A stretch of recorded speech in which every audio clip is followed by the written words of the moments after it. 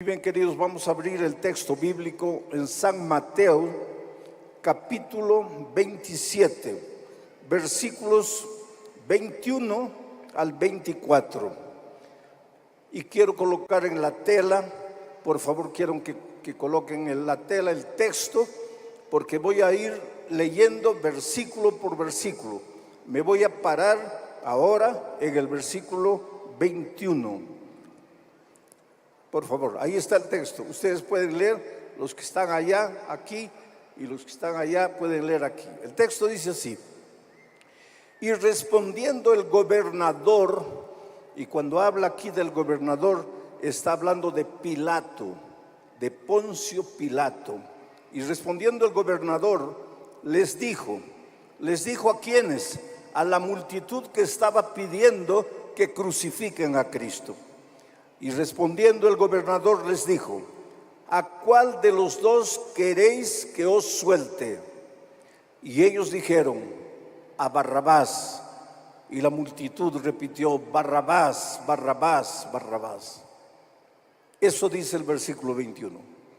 Para que ustedes entiendan el mensaje de esta noche, quiero decirles, ¿ustedes se acuerdan de aquel Herodes que cuando Jesús nació firmó un decreto de muerte para matar a todos los niños?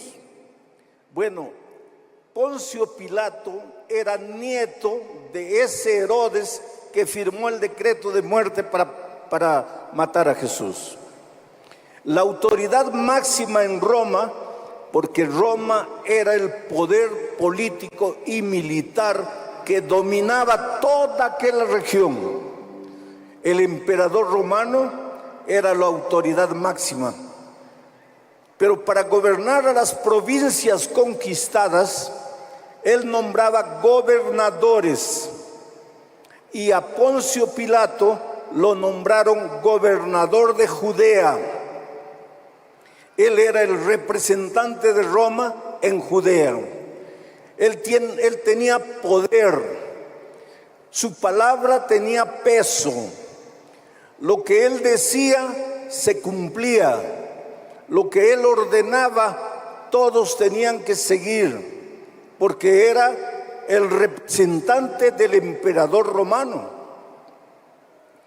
En ese momento, los judíos prendieron al Señor Jesucristo, pero los judíos no querían ser acusados de haber matado a Jesús. Por eso fueron a consultar con Poncio Pilato si Pilato les daría autorización para crucificar al Señor Jesucristo. Ahora vean las cosas, queridos. Vean cómo el ser humano a veces es hipócrita. Los judíos detestaban la pena de crucifixión por un motivo. Quienes habían inventado la crucifixión eran los romanos, para matar a sus enemigos, a los rebeldes de cualquier provincia. Pero los judíos, que detestaban la crucifixión, le estaban pidiendo al gobernador que crucifiquen al Señor Jesucristo.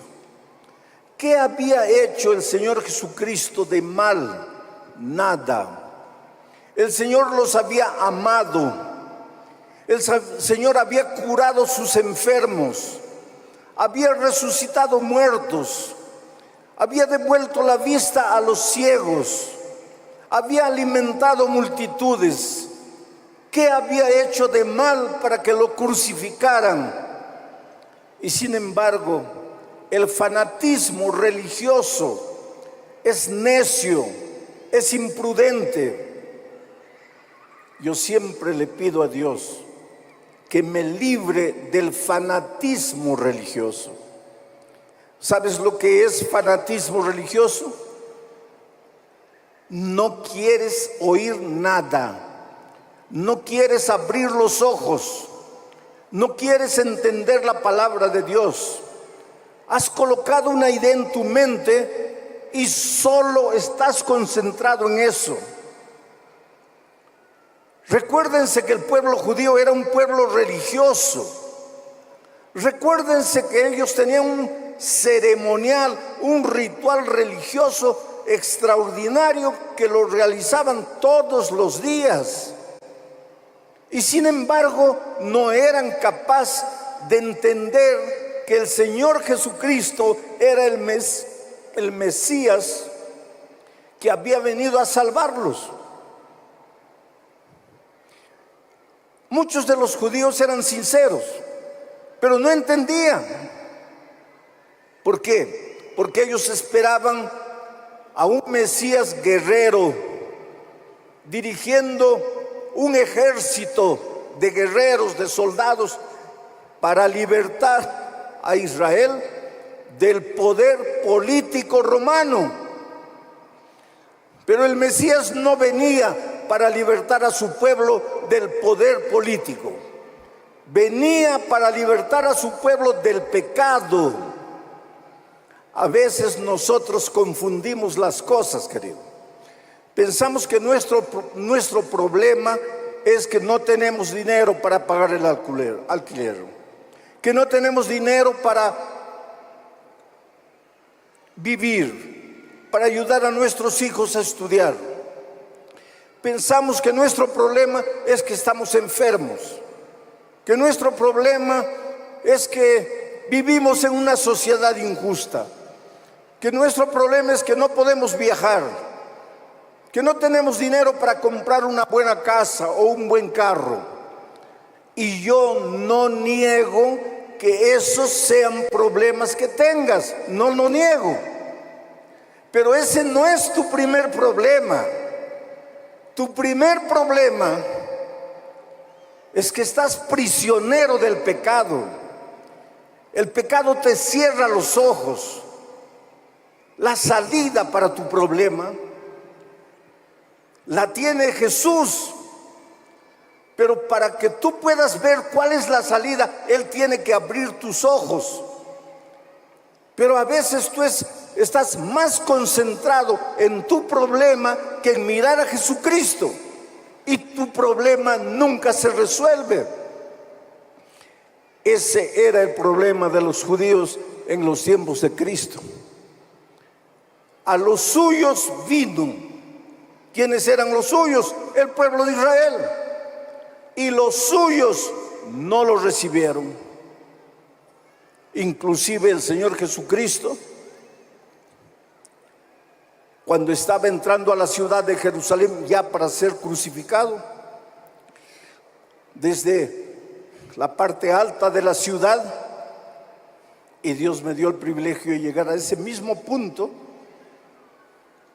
Él contempló la ciudad de Jerusalén y lloró. Ustedes ya se imaginan a Jesús llorando. Lloró cuando vio la tristeza de su pueblo con la muerte de Lázaro.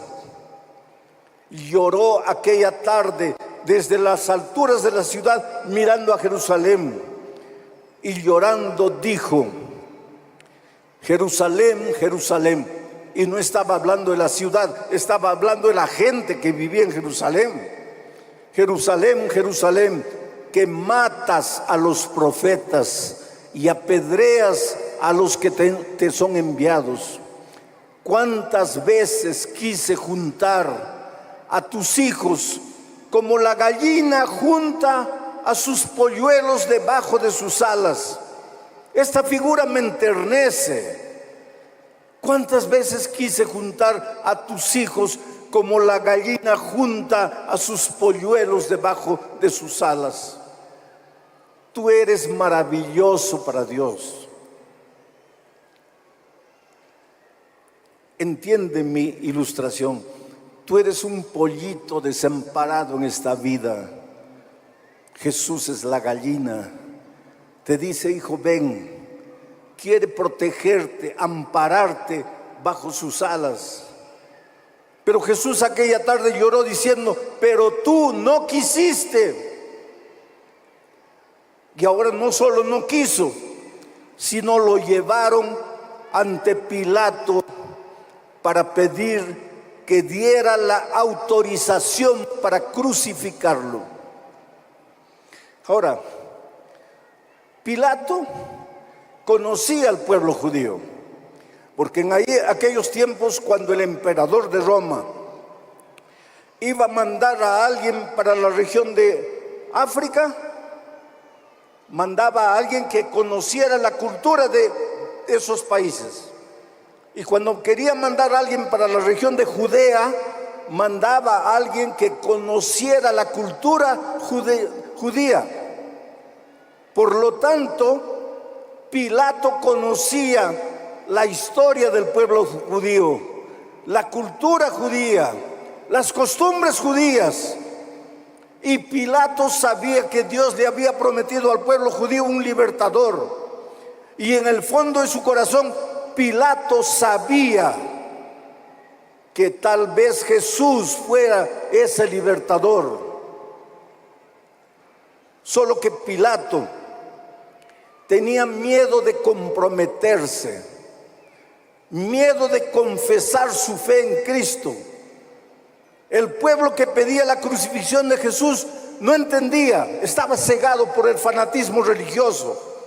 Pero Pilato entendía, y no solo entendía, sino que la noche antes del juicio de Jesús, su esposa, Mateo dice eso, la esposa de Pilato, tuvo un sueño. Y en el sueño un ángel se apareció y le dijo: dile a tu esposo que no toque la sangre de ese hombre justo. El hombre justo era Jesús. Y antes de que comenzara el juicio, la esposa de Pilato corrió y le dijo: Pilato, Pilato, yo sé que vas a juzgar a Jesús. He tenido un sueño, no he podido dormir en la noche. Dios me ha revelado que ese hombre es un hombre justo. Por favor, no lo condenes. Pilato recibió luz. Pilato conocía la historia. El Espíritu Santo trabajó en el corazón de Pilato. Jesús usó a la esposa de Pilato para tocar su corazón. Pilato no tenía argumento para decir que Jesús debería ser condenado, pero no tuvo el valor de defenderlo. El segundo personaje de este texto es Barrabás, porque cuando Pilato preguntó: ¿a quién quieren que suelte? ¿A Cristo o a Barrabás? La multitud gritó: Barrabás, Barrabás, Barrabás. ¿Saben dónde estaba Barrabás en ese momento? En la cárcel. Y tal vez por las rejas sentía que había mucha bulla en la plaza pública. Y escuchó su nombre. No escuchó la pregunta que Pilato le hizo al pueblo, porque solo Pilato habló: ¿a quién quieren que suelte? Pero sí escuchó a la multitud gritando: Barrabás, Barrabás, Barrabás. Y entonces se asustó Barrabás. Dijo: ¿por qué estarán mencionando mi nombre? Pilato habló de nuevo. Y como habló solo, Barrabás no escuchó. La segunda pregunta fue: ¿y qué quieren que haga con él? Porque yo no encuentro en él ninguna falta. Y la multitud gritó: crucifícalo, crucifícalo, crucifícalo. Ahora imagina a Barrabás en la celda de la cárcel. Primero escuchó: Barrabás, Barrabás, Barrabás. Después escuchó: crucifícalo, crucifícalo, crucifícalo. Él pensaba que la multitud estaba diciendo: crucifica a Barrabás. Lo que él no sabía es que la multitud estaba diciendo que crucifiquen al Señor Jesucristo. La historia de Barrabás es impresionante. ¿Sabes por qué? En aquellos tiempos, Barrabás había sido juzgado y condenado a ser crucificado. Y cuando alguien era condenado a la crucifixión, llamaban al carpintero.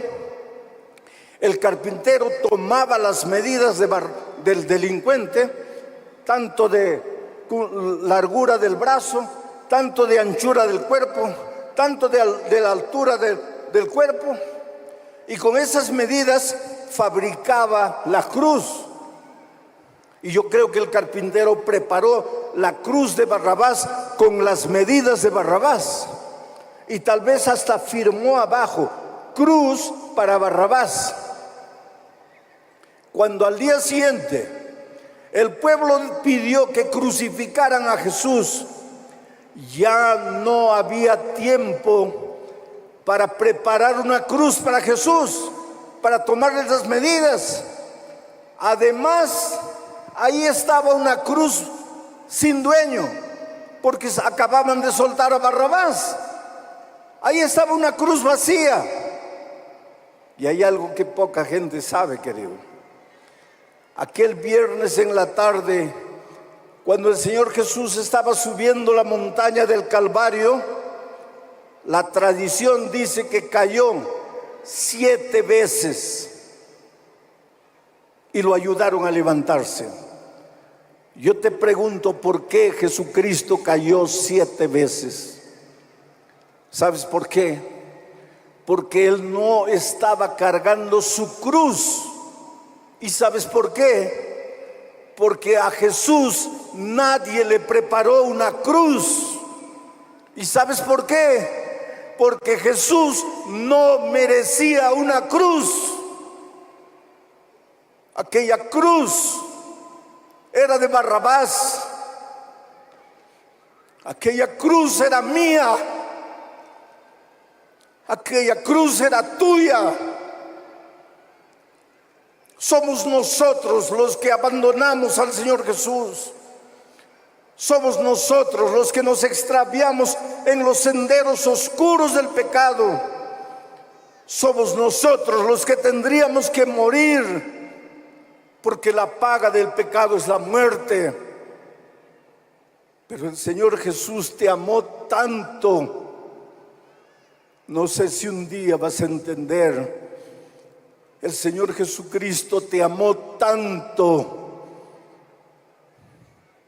A veces en esta vida, cuando la vida te maltrata, cuando las personas te desprecian, cuando el novio te dice que ya no quiere continuar con ese noviazgo, o cuando el esposo te dice que su amor por ti acabó, cuando te sientes usado por la propia sociedad, cuando nada te sale bien, cuando estás sin dinero, sin empleo, cuando estás condenado a muerte por el cáncer y te sientes solo, a veces piensas: nadie me ama.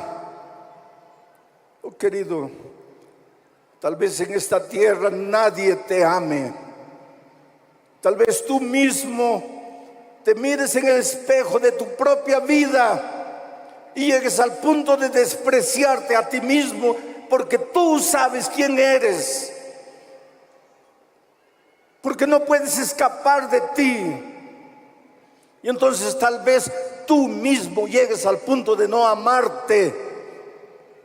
Pero por favor, no digas: nadie me ama, porque el Señor Jesucristo te ama. Dejó todo allá en el cielo y vino. Y por tras de la historia de la vida, de tu vida, está la mano poderosa del Señor Jesucristo. Oh, si Él no te amara, oh, si Él no te cuidara, tal vez ya estarías muerto por las decisiones erradas que tomaste en tu vida. Pero la mano protectora de Dios ha estado cuidando de ti. El Señor Jesucristo subió la cruz del Calvario, cayó una vez y otra vez porque cargaba una cruz que no era de Él, y finalmente llegó al topo de la montaña. Allí colocaron su cuerpo encima de la cruz, clavaron sus manos, clavaron sus pies, le colocaron una corona de espinas, la sangre chorreaba por su rostro, levantaron la cruz con el peso de su cuerpo, sus carnes se rasgaron. Ahí estaba el Dios hecho hombre muriendo para salvar al hombre. ¿Para salvar a quién? Aquellos que lo estaban crucificando. Porque desde la cruz dijo: Padre, perdónales, no saben lo que hacen. Cuando el Señor Jesucristo fue clavado en la cruz, las aves desaparecieron, las bestias del campo aullaban, el sol se ocultó, como si todo el universo entendiera que estaban intentando matar al Hijo de Dios. Solo el ser humano, la más inteligente de las criaturas, no era capaz de entender la miseria de su pecado, el asesinato que estaban realizando.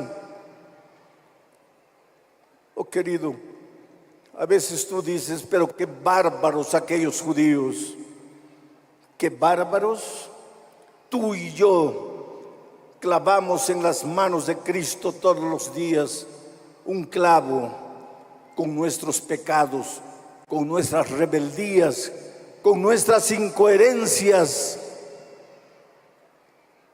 Cuando mi madre vivía y yo era pequeño, había un libro llamado Primeros Pasos, y eran historias bíblicas ilustradas, y había una escena de la crucifixión de Cristo.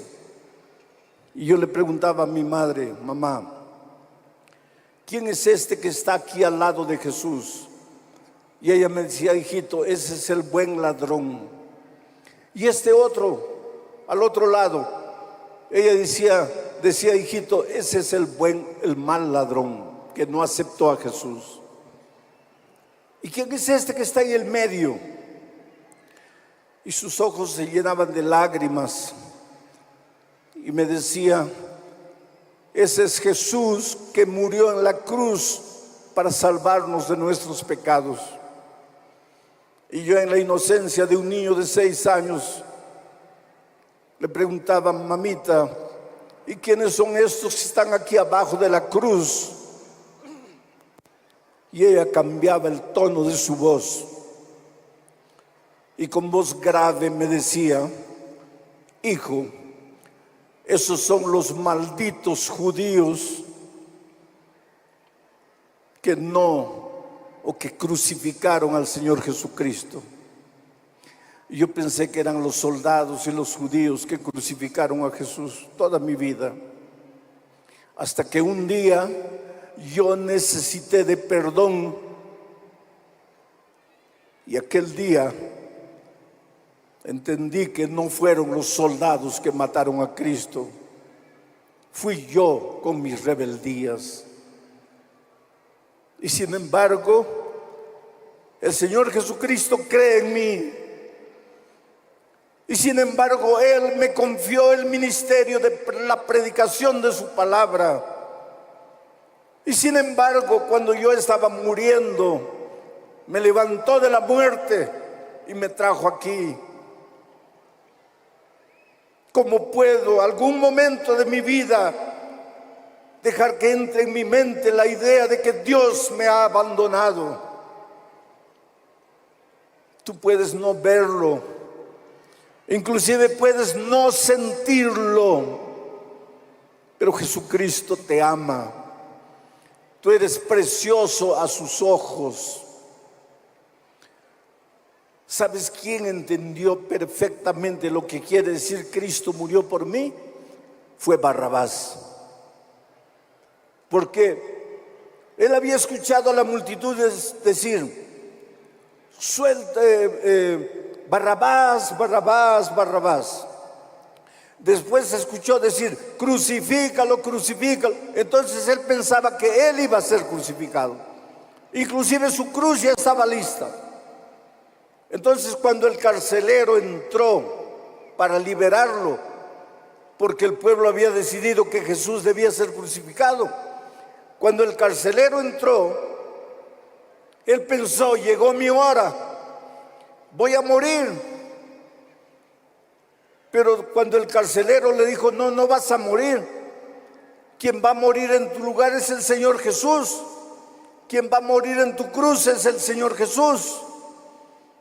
Yo creo que Barrabás debe haberse pellizcado para ver si estaba soñando o estaba despierto, porque él pensó así, yo maté gente, yo, un revolucionario, un terrorista, abusé de tanta gente inocente y me van a soltar. Y este Señor Jesús, que no hizo nada, lo van a matar en mi cruz. La Biblia no dice, pero déjame imaginar a Barrabás corriendo y abrazando a Jesús y diciéndole, Señor, gracias, gracias, gracias. Si tú no hubieras venido, yo hubiera muerto, pero ahora tú vas a morir en mi lugar. Oh Señor, gracias, gracias, gracias. Él entendió lo que quiere decir Cristo murió por mí. Pilato pudo haber aceptado a Jesucristo aquel día, pero no lo hizo. En lugar de tomar la decisión, en lugar de decir, Señor, te abro mi corazón, ¿sabes lo que hizo? Buscó agua y se lavó las manos como diciendo, yo no soy responsable por lo que va a suceder. Yo he tratado de ayudar a Jesús, pero el pueblo lo ha condenado. Yo no soy culpable de nada. Oh querido, Jesucristo solo tiene valor para ti si tú te entregas a Él, si tú le abres el corazón, si tú le entregas tu vida. Decir, oh, Jesucristo es un gran hombre. Oh, qué lindo que Jesús me amó. Oh, qué bueno que Jesús murió por mí. Decir eso solamente no te sirve de nada. En lugar de ir y lavarte las manos para huir de tu decisión, ve al tanque del bautismo y báñate entero para ser limpio de tus pecados. Porque cuando tú entras al agua, te bautizas en la muerte de Cristo. Entonces la muerte de Cristo te sirve para sustituir tu multitud de pecados. A lo largo de mi vida he encontrado gente destruida, acabada, deshecha. Gente que no sabía qué hacer, gente que no sabía a dónde ir. Estaba predicando en Santa Cruz de la Sierra, en Bolivia, en el estadio cubierto como este. Y de repente hice una invitación, esta noche también la voy a hacer. ¿Cuántos quieren aceptar a Jesucristo como su Salvador? Y la primera persona que vino adelante fue un borracho. Fue adelante tambaleando, no podía ni equilibrarse. Y llegó aquí adelante. Y yo pensé en mi corazón, pues pobrecito, no sabe lo que hace, está borracho. Inclusive la gente se rió, pero después vinieron otros y vinieron otros. A la noche siguiente hice otra invitación y dije, ¿cuántos quieren aceptar a Jesús? Los que ya lo han aceptado anoche ya no vengan, pero si no lo has aceptado anoche, ven. ¿Quién es la primera persona que quiere venir? Y aparece de nuevo el borracho, todo tambaleando. Y ahora sí la gente se rió a carcajadas porque pensó, este pobre ebrio no sabe nada, no sabe lo que está haciendo. La tercera noche hizo la misma invitación y esperaba, el borracho va a aparecer. No apareció. Al otro día no apareció. Y al otro día no apareció. Y la última noche tuvimos bautismos. Y de repente allá atrás había una discusión. Y me acerqué para ver lo que era. Y es que el borracho quería ser bautizado. Ya no estaba borracho, se había afeitado. Ya no estaba cabelludo, se había cortado el cabello. Ya no estaba inmundo, estaba ahora bien vestido. Y quería bautizarse. Pero alguien dijo, no lo podemos bautizar. ¿Cómo lo vamos a bautizar? Si 4 días atrás estaba borracho. Y el hombre estaba llorando. Y me dijo, yo sé, nadie me cree, pero Jesús me ha perdonado y Él me ha transformado. Porque te digo una cosa, cuando tú le entregas la vida a Jesús, cuando tú vienes a Jesús como eres, Él hace por ti lo que tú no puedes hacer. Y Jesús lo libertó. La historia de este hombre era interesante. Era un ingeniero de minas, joven, 22 años. Recién casado, fue a su luna de miel, y cuando estaba regresando durmió en el volante, salió de la carretera y el carro fue para abajo. La esposa murió y él salió vivo, y él nunca se perdonó. Se entregó a la borrachera, perdió el empleo y ahora vivía en la calle. Y me dijo, pastor, desde ese día hasta hoy ya pasaron 20 años. 20 años borracho todos los días. Pedía limosna para comprar alcohol. Y de repente, esa noche, estaba lloviznando y él entra al Coliseo para protegerse de la lluvia. Y en medio de la borrachera entiende que Dios lo ama, que Él es precioso para Jesús, y en la hora del llamado se entrega. Y me dice, la segunda noche también me levanté, porque la primera noche me entregué, pero seguí bebiendo. Entonces la segunda noche pensé, si anoche quebré mi promesa, tengo que entregarme de nuevo. Por eso me entregué. Pero desde ese día hasta hoy no he bebido, porque creo en Jesús y creo en su poder. Lo bautizaron y yo me fui. 5 años después regresé a Santa Cruz de la Sierra.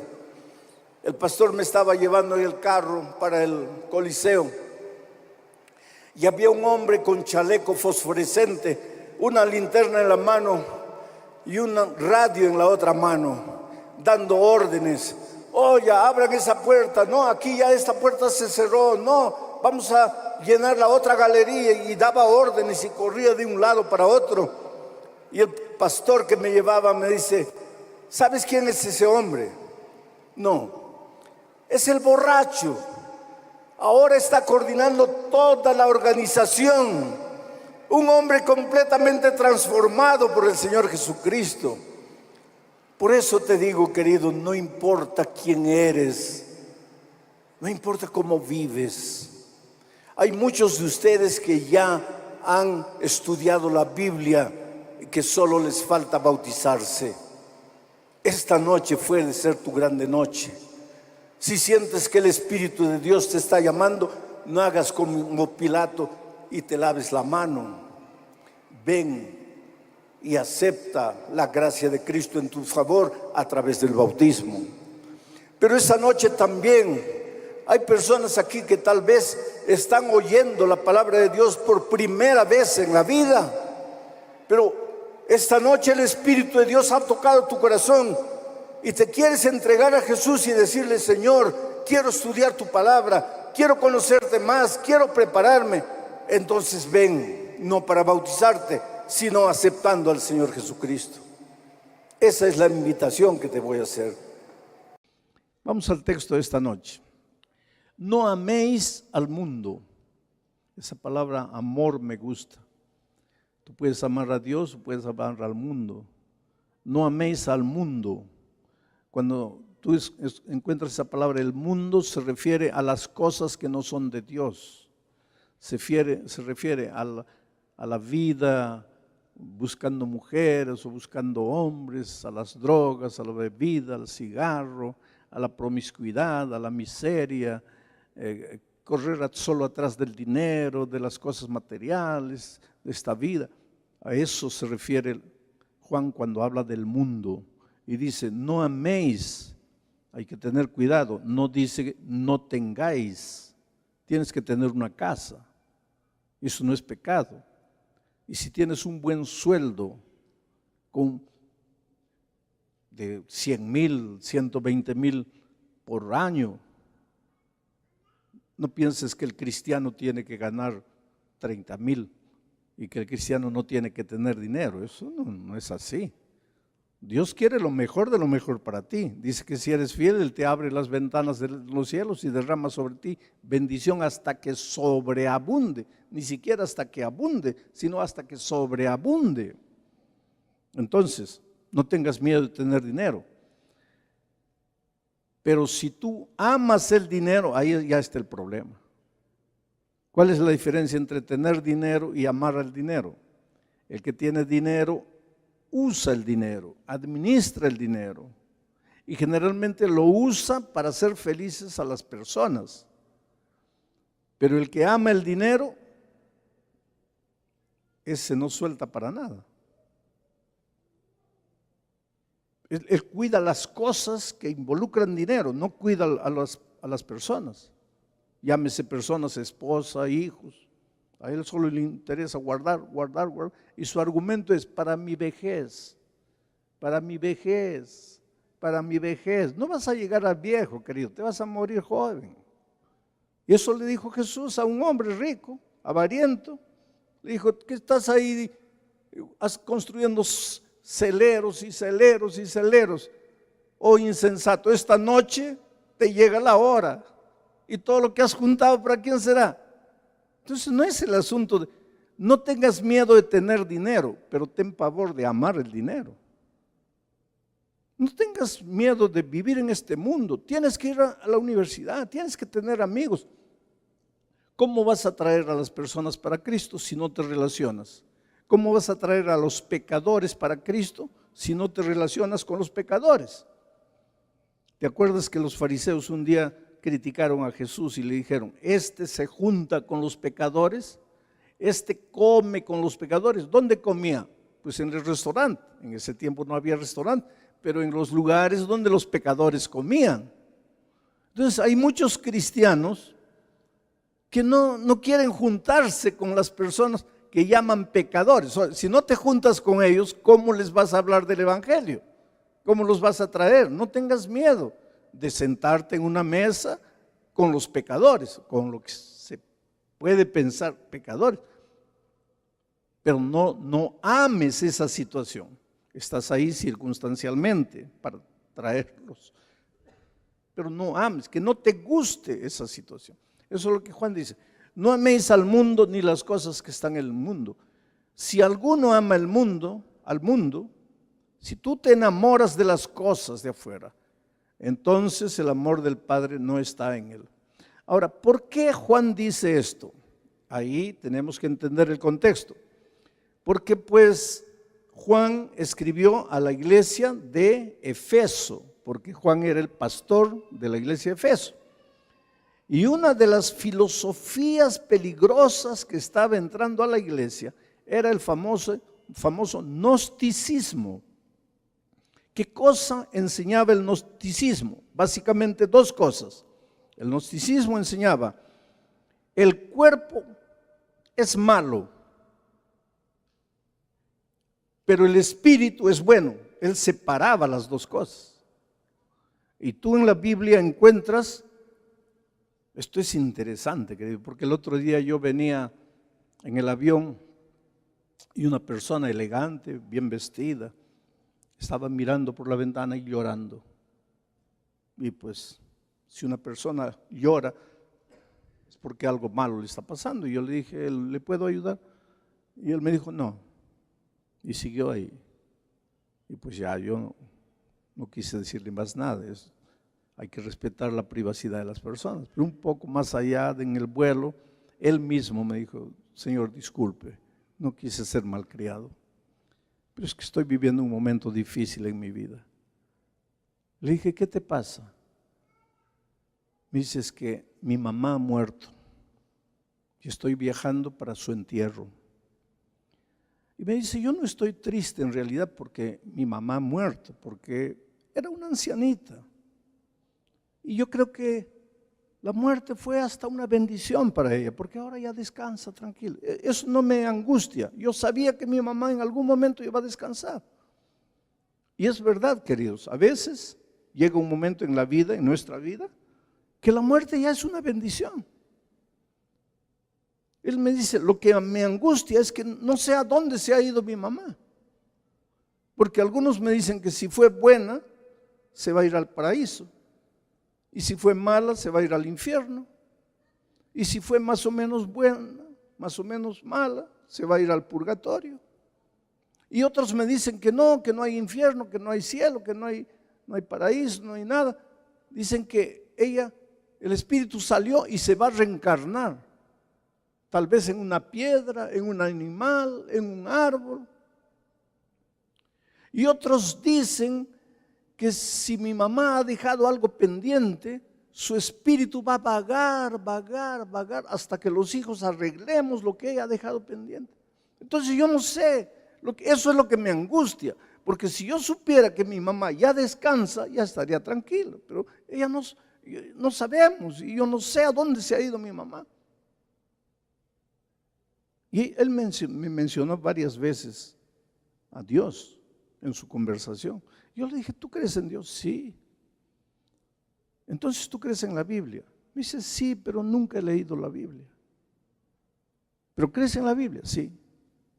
¿Me permitirías leerte lo que dice Dios en la Biblia de a dónde se ha ido tu mamá? Oh, sí, claro.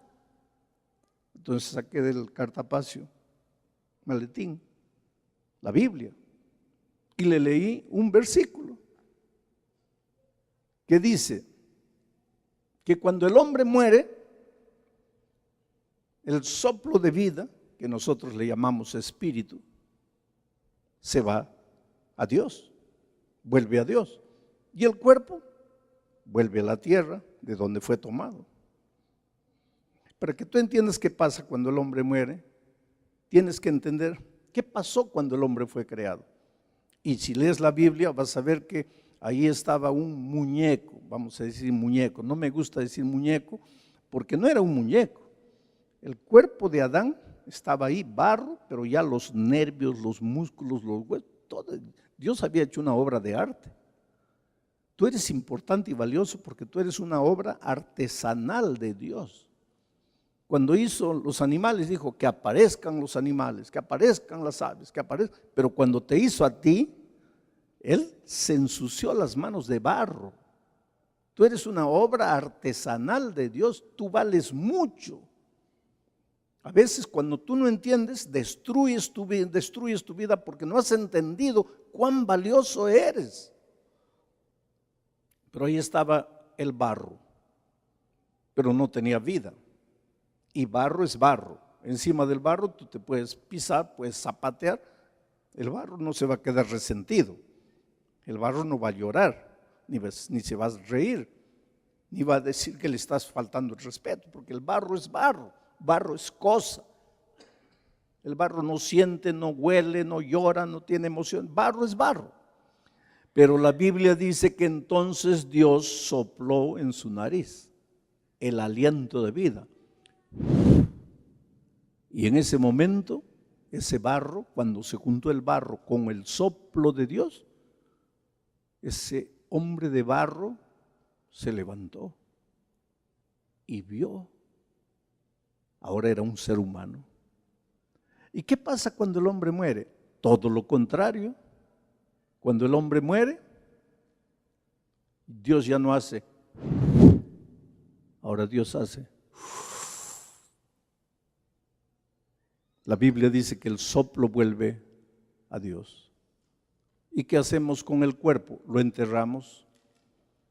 Y si tú abres el cuerpo 10 años después, el ataúd, ¿qué vas a encontrar? Polvo. Y mira lo que se cumple en la Biblia. Dice que cuando el hombre muere, su cuerpo vuelve al polvo de donde fue tomado. Y el soplo de vida vuelve a Dios que lo dio. Y le expliqué esto a ese hombre. Y él me dice, ¿quiere decir que mi mamá ya no existe? Le digo, no, su cuerpo está ahí, pero su cuerpo ya no sufre, ya no siente, ya no padece.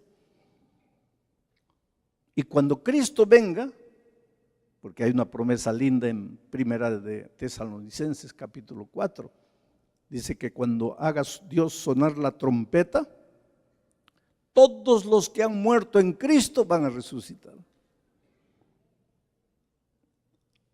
El otro día, un borracho me decía, pastor, ¿quiere decir que voy a resucitar? Le digo, no sé. Pero usted acaba de decir, sí, pero el texto dice, los que han muerto en Cristo. Y tú estás borracho, y si estás borracho, en este momento no estás en Cristo. Entonces tengo que estar en Cristo. Claro que tienes que estar en Cristo. Entonces tengo que dejar de emborrachar. No, tienes que ir a Cristo. Cuando estás en Cristo, Él se encarga de sacar de tu vida todo lo que no vale. Entonces, la mamá de este señor del avión, cuando Cristo venga, va a resucitar. Él me dice, fue una mujer buena, una mujer que ayudaba a las personas, una madre ejemplar. No conocía la palabra de Dios, pero en la luz que tuvo, amó a Jesús y amó a la Virgen, porque no conocía la palabra de Dios. Amó dentro de la luz que tenía. Y cuando Cristo venga, ella resucitará, porque murió amando a Dios, con la luz que tenía. Ahora, una cosa sería, si la luz llegó a su vida y ella no aceptó la luz, ahí es otra historia.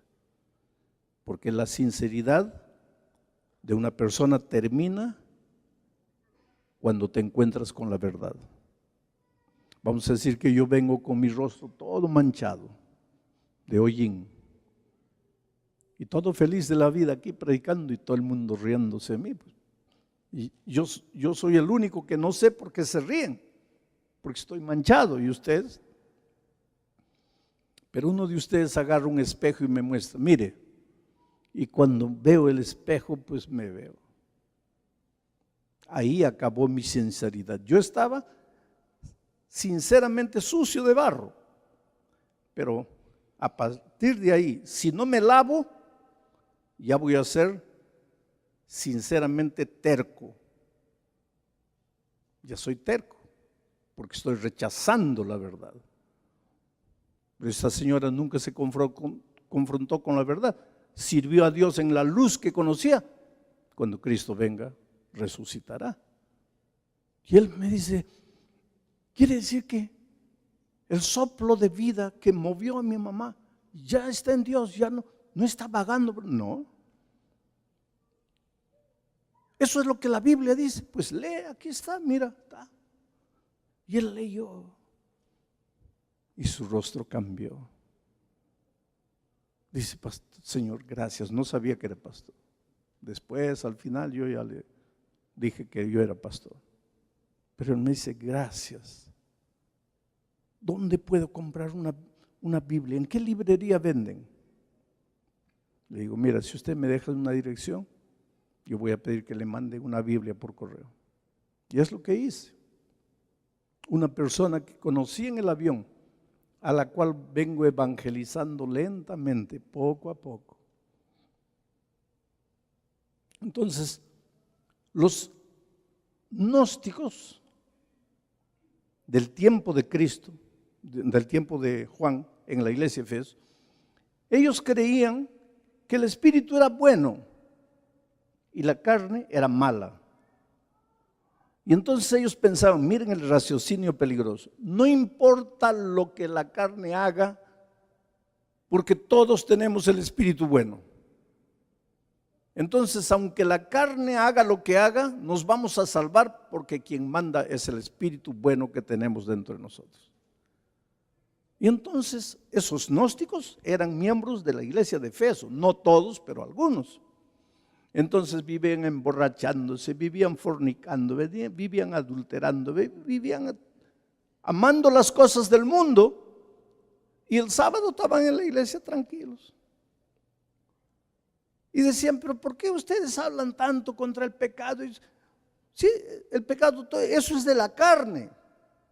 Y la carne va a morir, pero mi espíritu es bueno. Por eso estoy aquí, porque yo sirvo a Dios, porque mi espíritu es bueno. Mi carne es mala, pero yo no tengo culpa de eso. Entonces viene Juan y les escribe y les dice, espera aquí, no améis al mundo, ni las cosas que están en el mundo. Quiere decir, si estás en Cristo, si estás en la iglesia, no contamines tu vida con la miseria de este mundo, con la miseria de esta vida. Porque si amas al mundo, el amor del Padre no está en ti. Hay que entender lo que dice. No dice, si alguno ama al mundo, Dios no lo amará. No dice eso. Dice, si alguno ama al mundo, el amor del Padre no estará en él.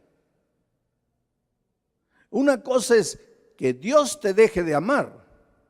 Otra cosa es que el amor del Padre no está en ti. Escucha una cosa, Dios nunca te va a dejar de amar. Tú no necesitas hacer nada para que Dios te ame, porque hagas lo que hagas, Dios ya te ama. Pero tampoco puedes hacer algo para que Dios deje de amarte. Porque hagas lo que hagas, Dios siempre te va a amar. ¿Y sabes por qué? Porque Juan mismo dice que Dios es amor.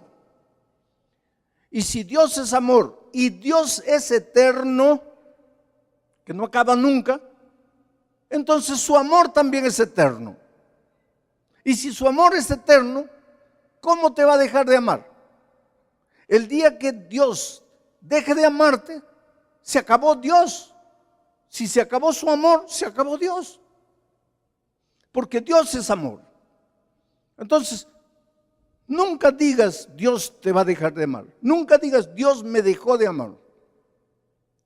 Pero Juan dice que si tú estás muy amarrado al mundo, si tú estás jugando con las cosas del pecado allá afuera, el amor del Padre no va a estar en ti. Quiere decir, el amor del Padre no te va a servir de nada. El amor todopoderoso del Padre, que es capaz de hacer maravillas en tu vida, no va a hacer nada.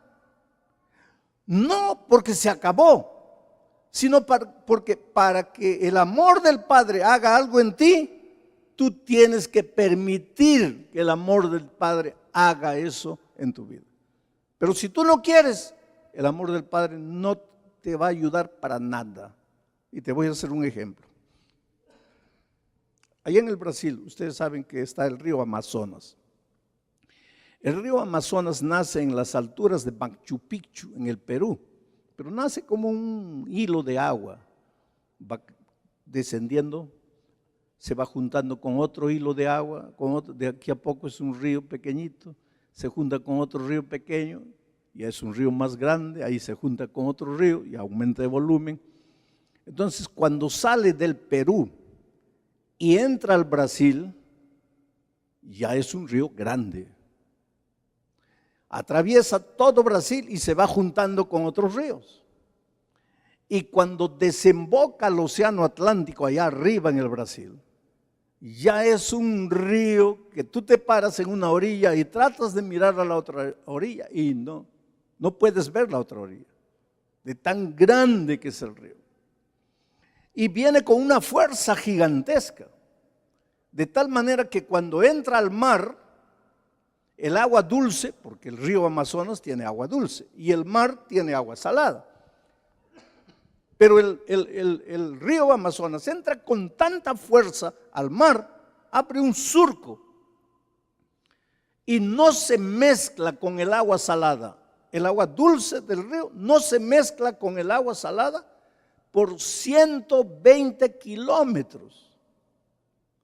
Durante 120 kilómetros el río Amazonas sigue siendo agua dulce, abriéndose un surco en el agua salada, y solo 120 kilómetros después, pues ya va perdiendo fuerza y se va mezclando con el mar y finalmente ya se vuelve agua salada. Hubo un naufragio allá en el Brasil, en la costa brasileña, y las autoridades salieron a buscar a los náufragos, y después de 4 días los encontraron con el labio partido, quemados, muriendo, y cuando les quisieron arrojar los salvavidas, ellos dijeron, no, salvavidas no, agua, por favor, dennos agua. Y el capitán del rescate le dice, pero ¿cómo agua? Pues ¿por qué no toman agua? Ustedes están nadando en el río Amazonas hace rato y muriendo de sed, rodeados de agua dulce, muriendo de sed, pensando que estaban en el mar, cuando estaban en el río. El amor de Dios es como el río Amazonas. Nunca te va a dejar de amar, te va a rodear. Pero ese amor no te vale de nada, a no ser que tú tomes. Porque si no tomas, te vas a ahogar en medio del agua dulce, te vas a morir de sed. Por eso es que Dios te suplica. Y por eso dice, si tú estás tan comprometido con el mundo, amando las cosas del mundo, prefiriendo las cosas del mundo, ¿qué va a suceder contigo? El amor del Padre no va a funcionar en ti, no va a estar en ti, tú no lo vas a sentir. Pero no porque Dios dejó de amarte, sino porque tú no tomas el agua. ¿Cómo va a estar en ti si no lo tomas? Tienes que tomarlo, tienes que aceptar, tienes que decir sí. ¿Y por qué tienes que hacerlo? ¿Por qué debes dejar el mundo? ¿Por qué debes abandonar las cosas de afuera? Porque todo lo que hay en el mundo, y clasifica Juan en 3 cosas: los deseos de la carne, los deseos de los ojos y la vanagloria de la vida. ¿Qué son deseos de la carne? Pues tu cuerpo quiere, ¿no? Tu cuerpo quiere y te dejas llevar por el cuerpo. Los deseos de los ojos: un bonito carro, una bonita mujer, un bonito, cualquier cosa. Los ojos y la vanagloria de la vida. Esto es interesante, vanagloria. ¿Qué quiere decir vanagloria? Gloria vana, gloria que no vale para nada, el aplauso de la vida. Yo conozco gente que abandona la iglesia para ser cantante famoso allá afuera y consigue aplauso, consigue gloria, consigue dinero, pero es vanagloria, gloria vana, gloria que no vale nada. Y Juan dice, todo eso pasa, todo eso se acaba, el mundo pasa, pero el que hace la voluntad de Dios permanece para siempre. En la vida tienes que saber tomar decisiones, porque si no sabes tomar decisiones, yo cuando era muchachito me gustaba mucho jugar fútbol. Yo podría haber arruinado mi ministerio, porque yo ya era pastor en los primeros años de mi ministerio y jugaba en un equipo casi profesional del campeonato profesional de Lima. Y era pastor y nadie sabía. Y me descubrieron que jugaba fútbol y casi perdí mi ministerio. Yo siempre digo que yo me convertí siendo ya pastor. Y ahí viene la pregunta, ¿es posible ser pastor y no estar convertido? Pues yo lo era. Conocía la doctrina, conocía la teoría, conocía todo, pero no conocía a Cristo. Y es por eso que agradezco a la sierva del Señor que escribió un librito, El Camino a Cristo. Ya les he dicho que yo he leído más de 400 veces el librito y conocí a Cristo. Esta semana el pastor Tony Anóbile, que estuvo aquí el otro día, me trajo un camino a Cristo, pero en un estuche especial y con una dedicación del bisnieto de la hermana Juay, que todavía vive, un hombre fiel. Y lo que él escribió ahí me emocionó.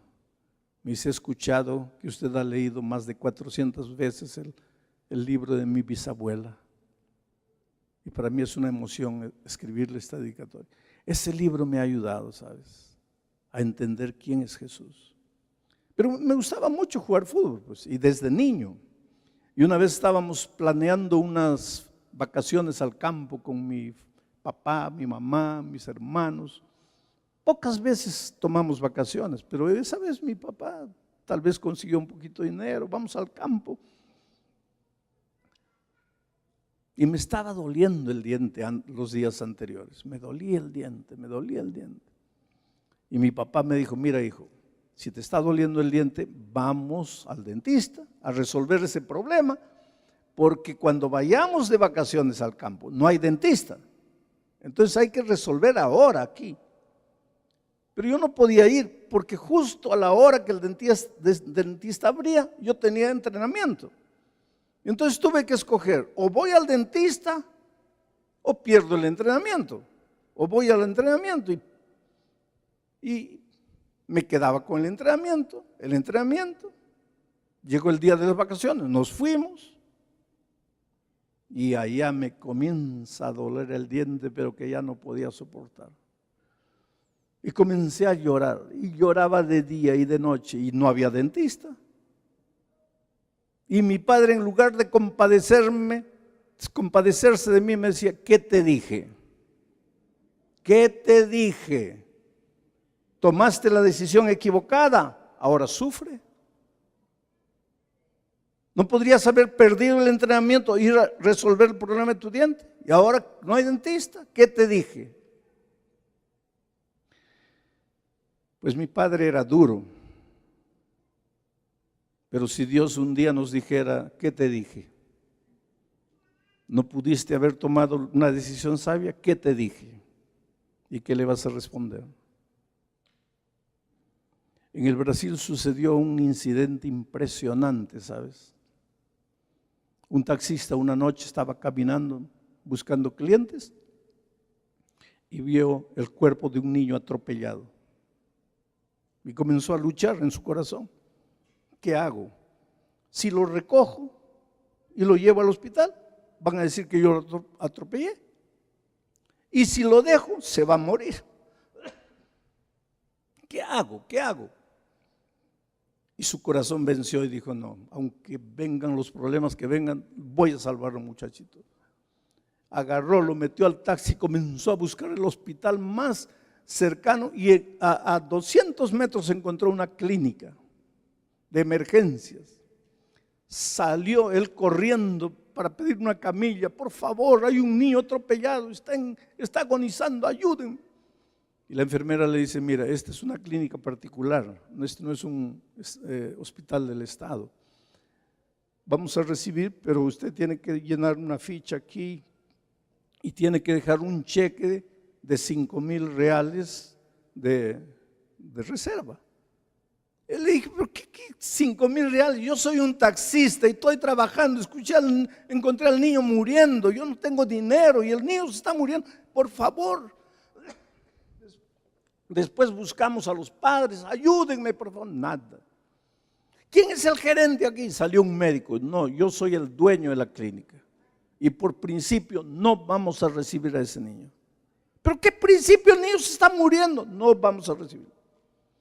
Ahí el taxista, que no conocía a Dios, pues vociferó, dijo 3, 4, 5 palabras feas, lo mandó al médico a subir la montaña y volvió al taxi, agarró el taxi, comenzó a buscar otro hospital y efectivamente encontró un taxi ya un poco distante, a 2, 3 kilómetros, y cuando vino la camilla, todo el niño ya había muerto. Ahí comenzaron a buscar al niño, a los padres del niño, a avisar.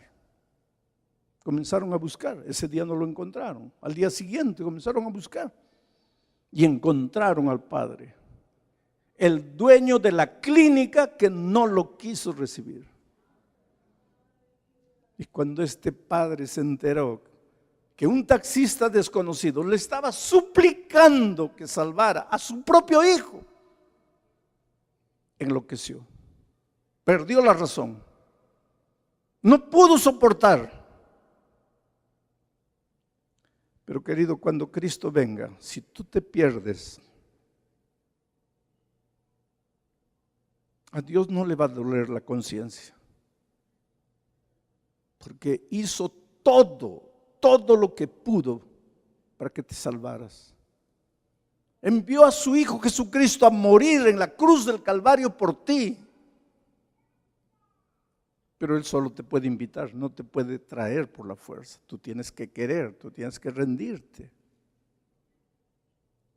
Porque cuando tú te entregas a Jesucristo, estás tomando el agua dulce. Cuando te entregas a Jesucristo, estás en el amor del Padre. Yo estaba saliendo de un estadio en Brasil después de predicar. Y un hombre corrió, yo estaba ya entrando a mi carro, él corrió. Me dice, pastor, deme 2 minutos. Le digo, está bien, acompáñame hasta el carro. Y él me dice, mire, yo no soy de su iglesia, yo no soy nada, yo no soy de ninguna iglesia. Yo no soy ni católico, ni bautista, ni adventista, no soy nada. Yo he venido esta noche aquí porque mi vida está destruida, porque no sé qué hacer, porque las cosas están de cabeza para abajo. He sido un hombre rico, una de las mayores cadenas que venden neumáticos, llantas, gomas, aquí fue mía. Mucho dinero. Yo me iba a Las Vegas y quemaba ahí miles de dólares. No me afectaba, era próspero. Mi esposa murió a consecuencia de mi maltrato. Mis hijos no me quieren ver ni pintado. A mí qué me importaba, yo tenía dinero. Pero vino la crisis financiera al país y perdí todo lo que tenía. Y hoy no tengo nada.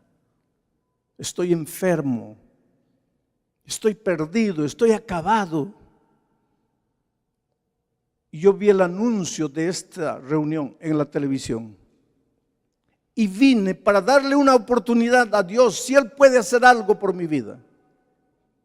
Y le pregunté, pero tú te entregaste a Jesucristo esta noche. Cuando yo dije, levántense todos los que quieren entregarse a Jesús, ¿tú te entregaste? Y él me dice, sí, pastor. Y por eso he corrido atrás de usted. Dígame, ¿y ahora qué va a hacer Jesús por mí? Le dije, no sé, hijo. Pero una cosa sé, estás en el círculo del amor de Dios. Y cuando tú te levantaste, tomaste el agua dulce. Ahora, ¿qué es lo que Dios va a hacer por ti, contigo? No sé. Yo voy a orar por ti. ¿Cómo te llamas? Me dio su nombre. Pero no te puedo ayudar más porque yo necesito salir. Y él se quedó. Y pensé que nunca más lo vería. Pasaron años, literalmente. Un día yo estaba haciendo unas conferencias en el salón de convenciones aquí en Orlando, en Florida. Estábamos hospedados atrás, a unos 100 metros del centro de convenciones. Mi hotel estaba ahí. Yo estaba caminando a pie y siento que alguien corre atrás de mí. Y un hombre me alcanza y me dice, pastor, ¿se acuerda de mí? Le digo, no. Pastor, yo lo busqué en el estadio de la Portuguesa, allá en Brasil, ¿se acuerda? Una noche. Le dije que era un empresario rico, que lo había perdido todo, que estaba desesperado y que esa noche me entregué a Cristo. Le digo, claro, me acuerdo de ti. ¿Y qué haces aquí? Dice, pastor, me vine aquí porque allá no podía hacer nada. Y me vine porque tenía visa. En mis buenos tiempos yo me venía a Los Ángeles a quemar dinero ahí. Entonces me vine. ¿y en qué trabajas? Me dice, no tengo empleo. ¿Y cómo vives sin empleo? Porque en este país nadie vive sin empleo. Y él sonríe y me dice, pastor, ¿sabe por qué no tengo empleo? Porque yo no trabajo para nadie.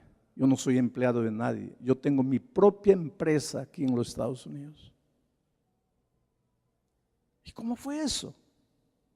Y me contó una historia increíble, ¿sabes? Me dijo, mire, pastor, aquella noche cuando usted se fue, yo me quedé parado ahí en el corredor, en la entrada del estadio, y la gente salía y salía, salía. Yo no sabía ni de qué iglesia era eso. Y le pregunté a alguien, ¿de qué iglesia es esto? Y él me miró. Tú no eres adventista, esto es de la iglesia adventista. No, yo no soy adventista. ¿Y cómo viniste? Y le conté a él lo que le conté a usted. Solo que él me abrazó y me entregó su Biblia y me dijo, ahora que has conocido a Jesucristo, ahora que le has entregado tu vida, tienes que estudiar la Biblia para que aprendas a vivir como Jesús quiere que vivas. Y te voy a regalar mi Biblia, aquí está. Y si tú quieres, yo te ayudo a estudiar la Biblia. Dame tu dirección, yo te visito, vamos a estudiar la Biblia juntos. Y fue así. Y encontró Marcos 16:16 que dice, ¿qué dice? El que creyere y fuere bautizado, este será salvo. Y le preguntó el hombre, ¿tú crees? Sí, entonces bautízate. Y se bautizó. Dice, pastor, me bauticé 3 meses después de aquella noche. Pero mi vida continuaba igual, no tenía dinero, no tenía empleo, vivía de favor en la casa de un amigo de otros tiempos. Y un día levanté mis ojos al cielo y dije, Señor, ¿qué hago en esta vida? Ya tenía 60 años de edad, ya no era un jovencito. Si no construí nada hasta aquí, ¿qué voy a construir de aquí para adelante? Pero entonces sentí aquí dentro, como diciendo, sal de este país. Vete a otro lugar. Y pensé en Estados Unidos y me vine aquí porque tenía la visa. Llegué a este país con $400 en el bolsillo. Pastor, ese dinero se acabó en 3 días, 4 días. Usted no sabe lo que he sufrido en este país. Literalmente, pastor, yo dormí en la calle, comía basura para poder vivir. Descubrí que sacaban del McDonald's desperdicios y me iba. Cuando salía la basura yo abría las bolsas y sacaba esas papas frías, esas hamburguesas frías, restos, y comía. Y una medianoche de hambre estaba comiendo y sale el gerente de McDonald's ahí, de la tienda, del restaurante. Me dice, ¿qué estás haciendo ahí? Estoy comiendo. Ven, me hizo entrar. Me sirvió una hamburguesa caliente, papas fritas calientes. Hacía muchos días que yo no comía algo caliente y decente. Comí, terminé, le agradecí y le dije, mira, Dios te ha enviado, gracias, ya me voy. Y el hombre me dijo, ¿cómo que te vas? ¿Comiste? Tienes que pagar. Sí, pero es que yo no te pedí, tú me diste, yo no tengo dinero, ¿cómo te voy a...? No, pero ¿comiste o no comiste? Sí, comí. Tienes que pagar. Aquí nadie come sin pagar. Pero ¿cómo te voy a pagar? Yo no tengo nada. Por favor, entiende, no tengo dinero. ¿Pero comiste? Pues sí, porque me diste. Entonces tienes que pagar. No tienes dinero, vas a pagar con trabajo. Toma ese trapo, vas a limpiar los baños, y le dio una tarea y él comenzó a trabajar. Ya llegaba casi 6 de la mañana cuando acabó todo lo que le habían dado para hacer. Y entonces fue y le dijo, ahora sí me voy. Y el hombre lo miró y le dijo, ¿cómo que te vas? Sí, ya acabé todo lo que usted me dio. Sí, pero trabajaste, sí. Entonces no te puedes ir sin tu pago. y le dio $50.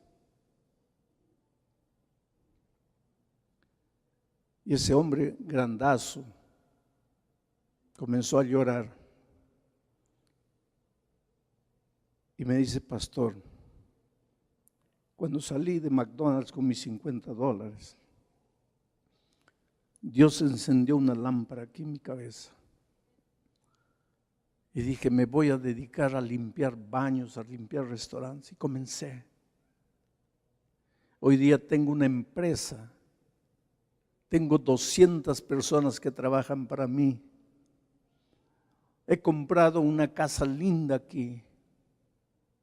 Tengo muchas camionetas y equipo de limpieza de mi empresa. He ido al Brasil, he buscado a mis hijos, les he pedido perdón. Les he comprado una casa a cada uno. Y empezó a llorar.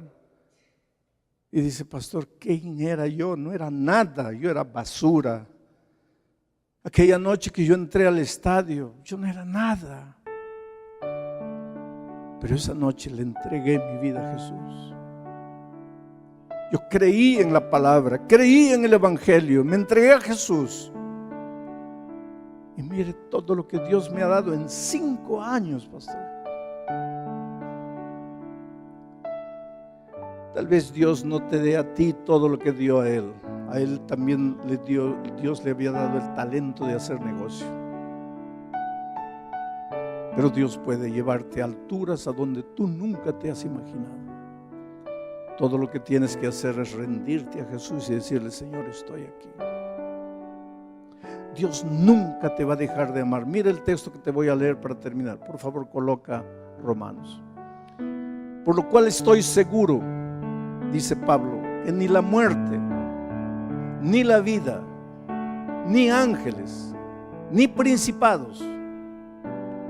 Principados son autoridades de esta tierra. Ni potestades, son autoridades espirituales del mal. Ni lo presente, ni lo porvenir, ni lo alto, ni lo profundo, ni ninguna otra cosa creada podrá separarnos del amor de Dios que es en Cristo Jesús, Señor nuestro. Es por eso que digo que Dios nunca te va a dejar de amar. Porque ni el diablo, ni los ángeles, ni nadie te puede separar de Dios. Ni la persecución, ni el desempleo, ni la falta de sol, nada te puede separar del amor de Dios. Pero tienes que tomar el agua. Tienes que dejarte conquistar por Dios.